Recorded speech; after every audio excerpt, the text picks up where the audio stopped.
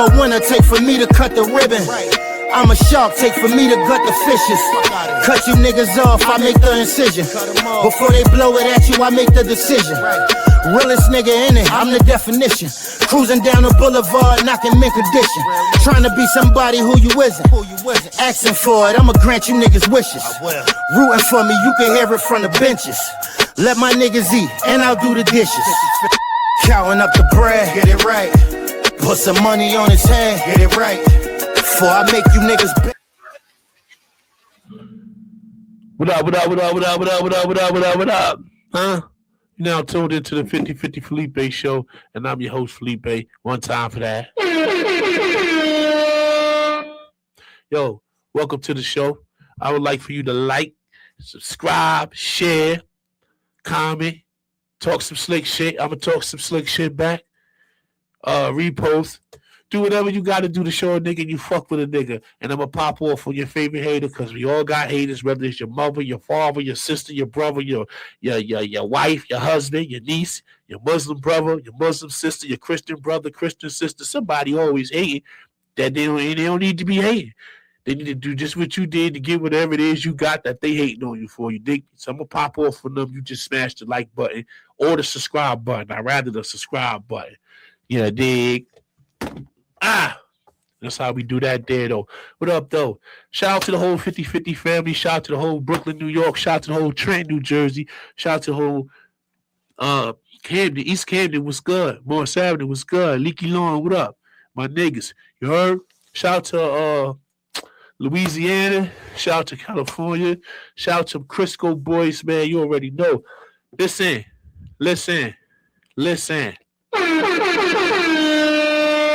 Tonight episode, I'm bringing to you no other than Stevie, a.k.a. Weebo from East Trenton. You already know.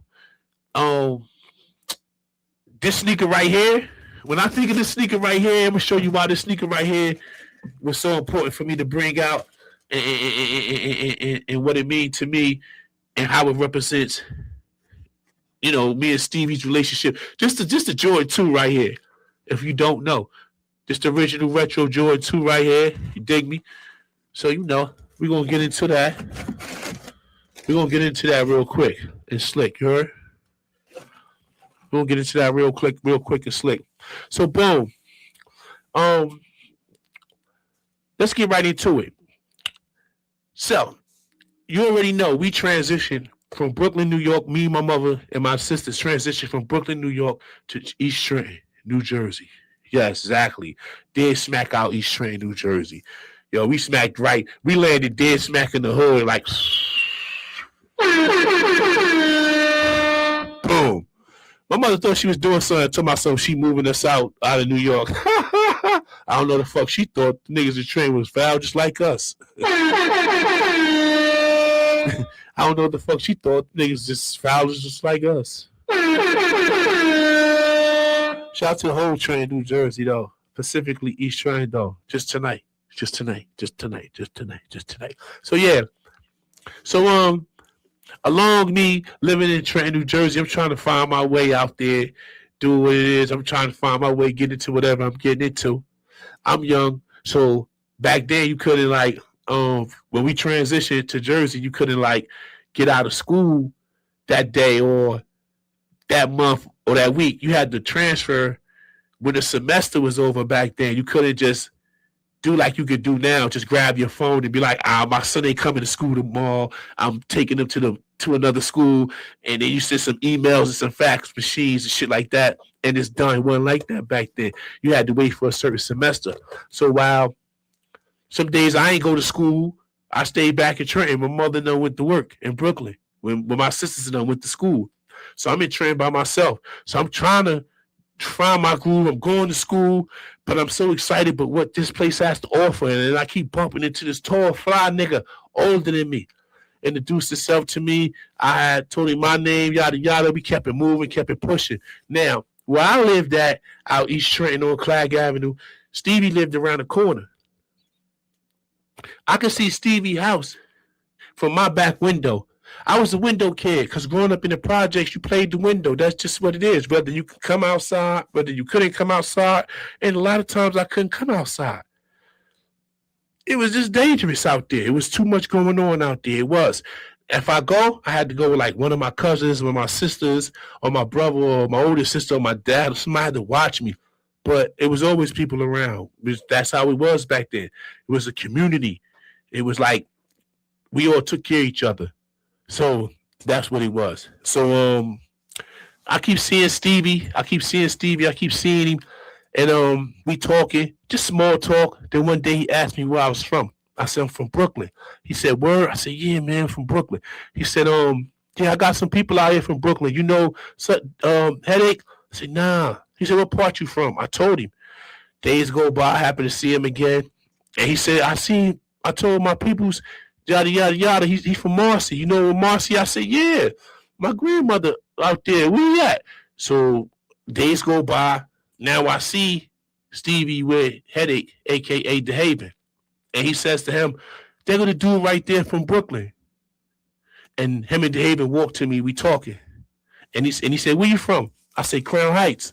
Where you from? He said, I'm from Marcy. I said, Marcy? He said, yeah. I said, oh, my grandmother lived in Marcy. He said, what's her name? I said, Catherine Hedges. You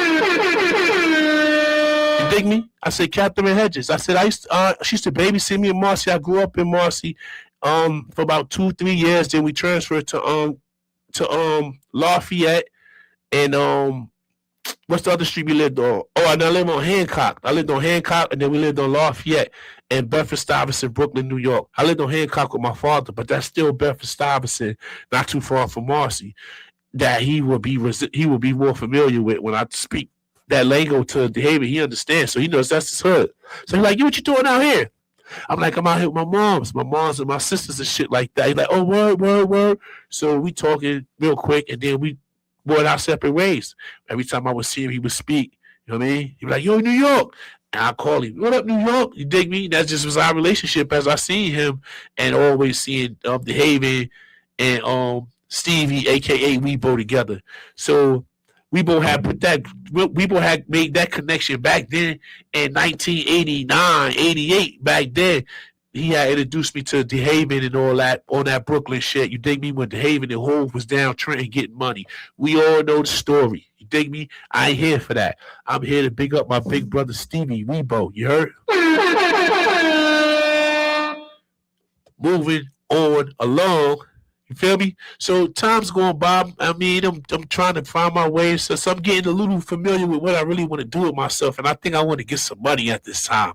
So I'm getting money. So I'm out there. So I'm seeing Stevie more and more. Because he's right around the corner from me. And then I'm admiring this tall nigga with the big jewelry on. And the eight solo boots in the big, you know what I'm saying? Big Lincoln car and shit like that. Cadillac car and shit like that. You know what I'm saying? Big, smooth, humble, respectable dude. You dig me? Then I used to get checks from my father in the mail. I'll never forget this. I used to get checks from my father in the mail. Sometimes it was 1 and some change. Sometimes it was like 200 and some change. This particular time, it was like 1 and some change. My mother took some of the money and gave me the rest and told me to go buy some sneakers for Easter. And she leaned towards me buying like Filas, New Balances. These are the things that was popping back then. Filas, New Balances. Patrick Ewing was sneaking the jab in here. But when these motherfucking Jordans came out right here, when these bad boys came out here, it was over. It was over. When I seen Stevie walking with these, when I seen Weebo walking in these sneakers right here, it was over. I looked at them shits, I'm like, what the fuck? Yo, look at these shits. Imagine seeing these for the first time in your motherfucking life. Imagine seeing these for the first time in your life in the late 80s. Imagine how them things hitting. And Stevie and Tall take image a cigar. He image a God. Tall nigga. With the J's on. You take me? So I have enough. And I like them shit. I'm like, damn it, I'm talking to him like, nah. Feel me? And I said, I want to get up here. I already got this much money. Don't you know my nigga gave me the rest of the money and told me where he got his from, and he sent me to go get him. He said, go downtown to City Blue And they down there now. Gave me half the rest of the money. I went down there and grabbed my Jordans. To this day, that made me feel some type of way. Like that was, it's just the little things, the certain things somebody do for you when you a child and you just remember that. It don't go away. That's why you got to be careful how you treat people, because we talking about a pair of fucking sneakers that he helped me buy in 89, 90 or something like that.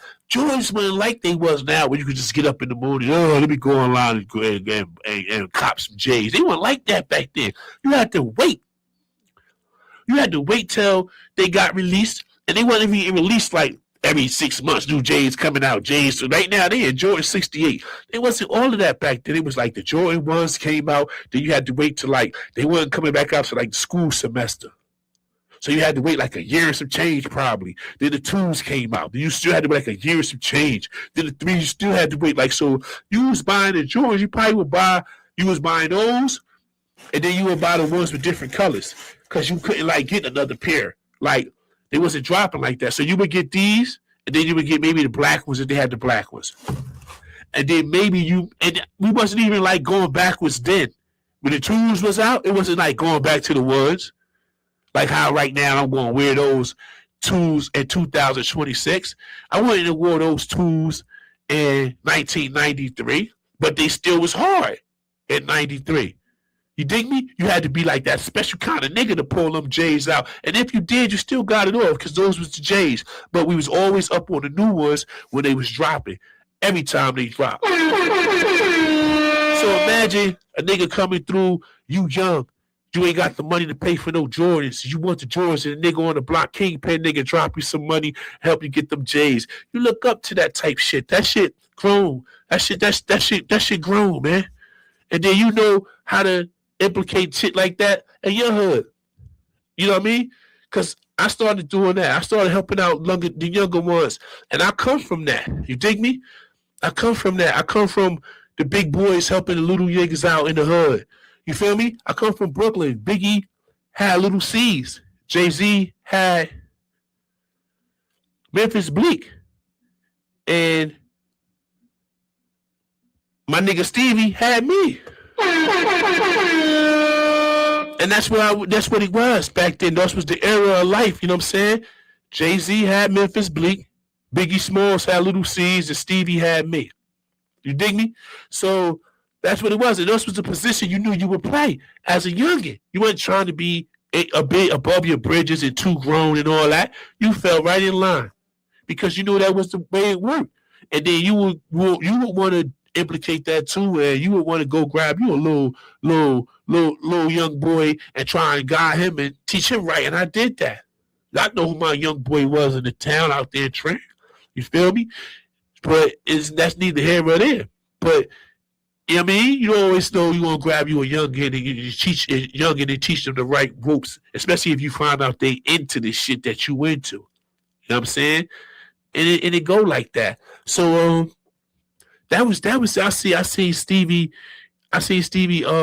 out there sharp every day, real low key, knew what he was doing, but he was real low key, professional. He had real discipline. You want to see him all types of the night. You see me, he would be out this certain time, but you want to see like it was everything about him was like so disciplined, like real clean and cut. And I liked that about him. Because even though in the streets you doing well, I always had that wanting to be looking good and feel good and smell good. And he represented that. Big bro represented that. Now, my mother got two sons, me and my big brother, Tracy. So when I say big bro, I take that shit lightly when I call Stevie big bro. Because I do got a big brother. No disrespect to my big brother. But Stevie was like a big brother when Tracy wasn't there. When my mother transitioned from Brooklyn to Jersey, she didn't take Tracy with her because she couldn't afford him. I was the oldest. She took me and my younger sisters. So I ain't had no big brother. Stevie was my big brother when I moved to Trenton. You know what I'm saying? So he introduced me to these Brooklyn niggas. He helped me buy some sneakers. I'm watching him. I'm seeing him do things. I'm respecting him. I'm seeing it with the ladies. I'm seeing him bring bitches from Ewing. Bitches from Hamilton, bitches from Hightstown, West Windsor, Bordentown. Them bitches posted up on the ad fucking with Stevie back in the day. Stevie had the boosters. Stevie, yo, it's my nigga, yo. Like that nigga was all types of shit was going on back in the 90s, early 90s, all that shit. You know what I'm saying? So I'm really looking up to this dude. Like, this is what it is. I'm telling my moms about him. Like, you know what I'm saying? Like, this dude, you know what I'm saying? She met him. She met my moms. I was happy that they had a relationship far seeing each other and speaking because I took him in and he took me in. So I wanted him to meet my mother. I wanted him to know what my sisters look like. That's big for a Brooklyn nigga, especially far from home. I ain't had no big brother. I just went from all these people protecting me, living in my projects around, all my family, doing what I want to do to go somewhere else, and they ain't got no big brother.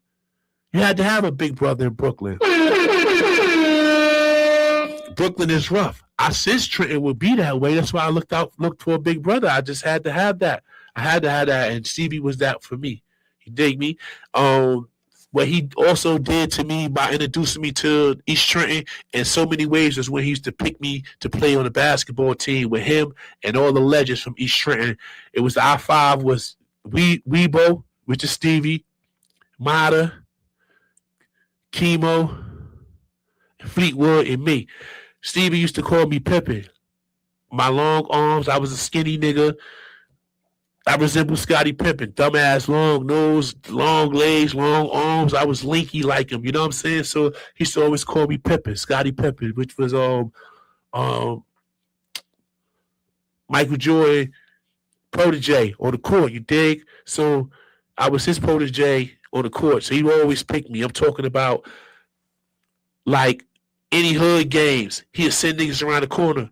I live on Clag. He send niggas, the basketball court was on Brunin around the corner. He send niggas around there.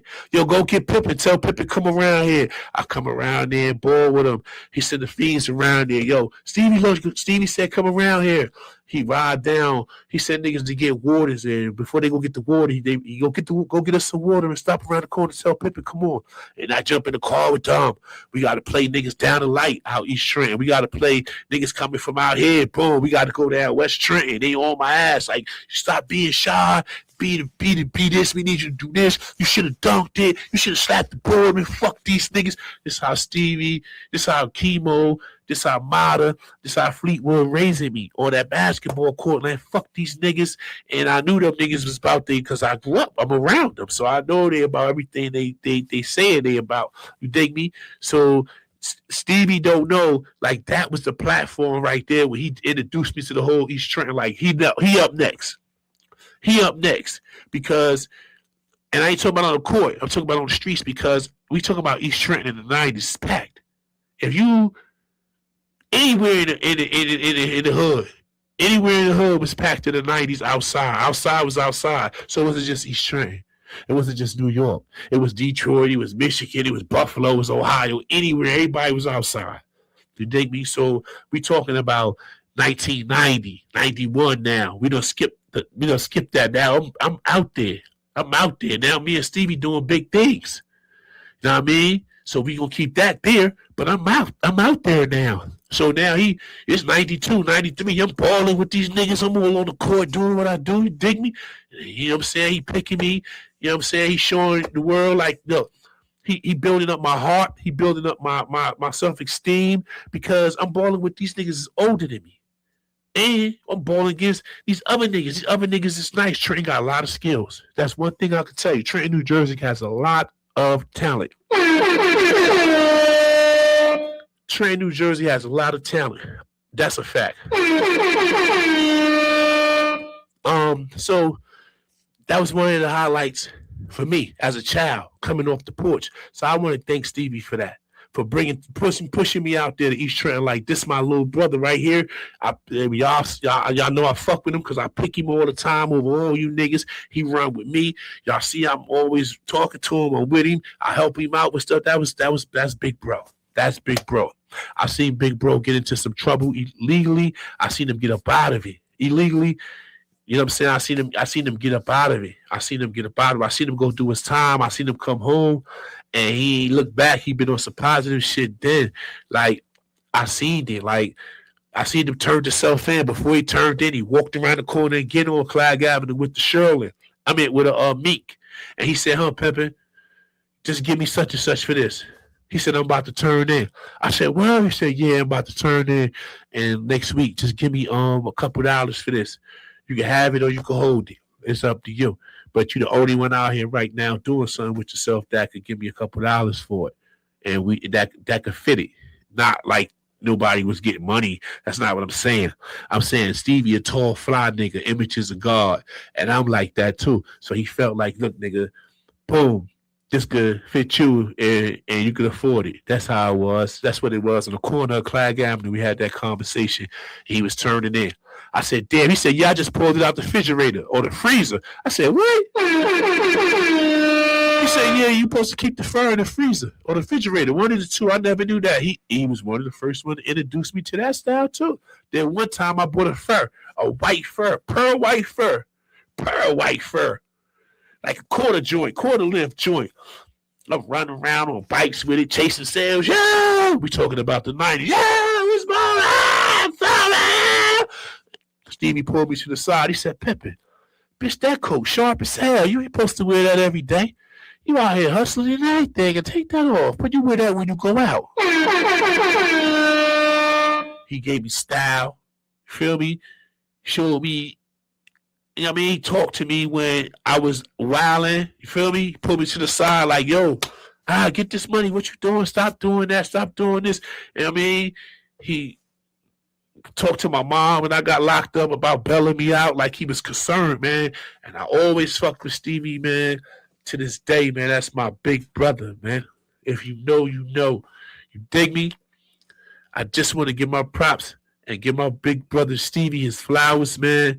2026. I'm out of here, man. One love, Stevie.